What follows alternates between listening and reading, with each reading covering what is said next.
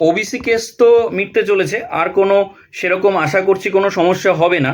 অর্থাৎ এবার কিন্তু নিজের একটা লক্ষ্য স্থির করে ফেলতে হবে, তাই তো?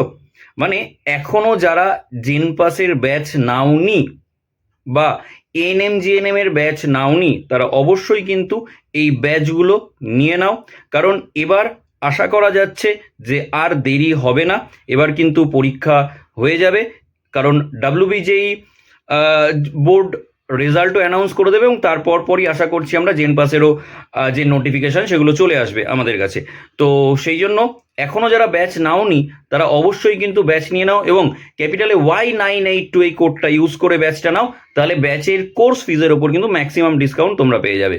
চলো, দেখা হচ্ছে তাহলে ব্যাচে। যদিও এই ব্যাচগুলোর এখনো পর্যন্ত যে ব্যাচগুলো রয়েছে সেগুলোর তোমরা সব রেকর্ডেড ক্লাসই পাবে অবশ্যই, ঠিক আছে?